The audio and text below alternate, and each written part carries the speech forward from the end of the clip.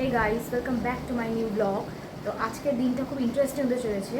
তো চলো তোমরা দেখতে থাকো, কারণ আজকের দিনটার মধ্যে একটু অন্যরকম কিছু টুইস্ট আছে। তো চলো তোমরা দেখতে থাকো। তো এখন আমি যাব হচ্ছে আমার ঠাকুর ঘরে পুজো দিতে। আজকে শ্রাবণ মাসের চতুর্থ সোমবার।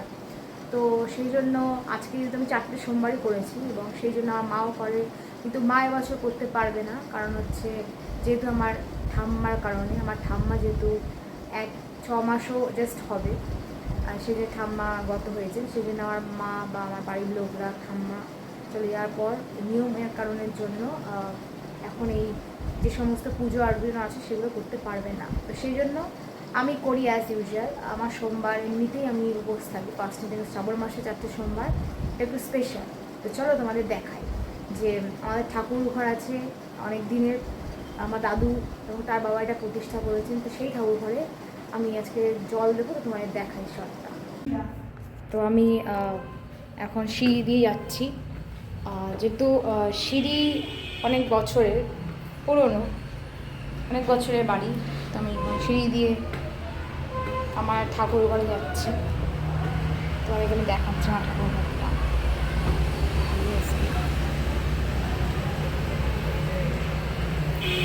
এখানে আমি এই ঠাকুর ঘরে আমি এখন জল দেবো। তো তোমাদের সেটা আমি দেখাবো।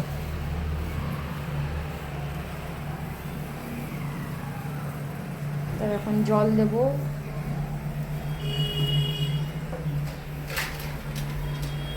আগে নিয়ম কানুনে যা যা জল দেওয়ার জন্য যা যা করতে হয় সেগুলো মা আগে রেডি করে দিচ্ছে, তারপর আমি ঠাকুরকে জল দেবো।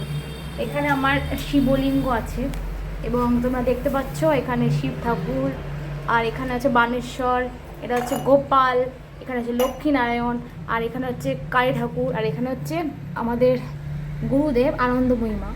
তো আমার বাড়ির সবাই আনন্দময়ীমায় দীক্ষিত, আমার দাদু ঠাকুমা, আমার বাবা, আমার বাড়ির সকলে। আর এই জন্য এই সমস্ত হচ্ছে এই ডেস্ক সেট আপটা। আর মা এখন এই ফুলগুলো বার করছে। কিন্তু ফুল বার করে নেওয়ার পর এটাকে আগে চন্দন আর গঙ্গা জল দিয়ে একটু শুদ্ধ করে নিতে হয়। তো সেটা করে নেওয়ার পর আমি এখন দুধ ঢালবো।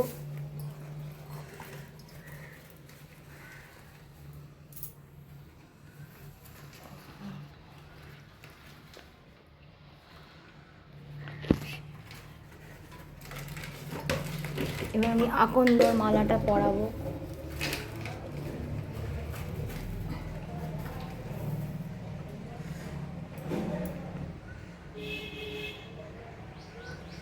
আর এখানে একটু সাদা ফুলও দেব।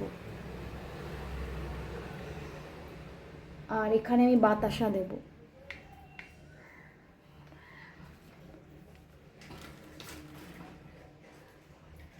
আর এরপর আমি একটু গঙ্গা জল দেবো ঠাকুরকে।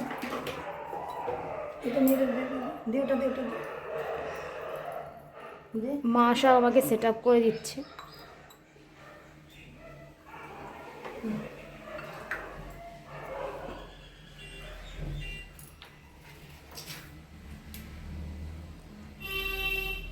এইগুলো আমার আজকে পুজো দেওয়া। তো এরপর আমি ঠাকুরকে একটু প্রার্থনা করব।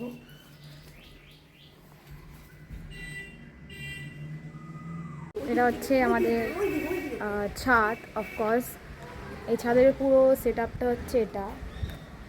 তো এটা আমাদের বিশাল বড় ছাদ। তবে এটা এখন জয়েন্ট ফ্যামিলি ছিল, আর জয়েন্ট ফ্যামিলিটা এখন ভাগ হয়ে গেছে। তো ওই দিকটা হচ্ছে আমার কাকাদের দিক, আর এই দিকটা হচ্ছে আমাদের দিক। এখানে একটা ছাদ আছে, কিন্তু বৃষ্টি হচ্ছে, পুরো আকাশটা মেঘলা। তো এই ঠাকুর ঘরে আমি পুজো দিতে আসি।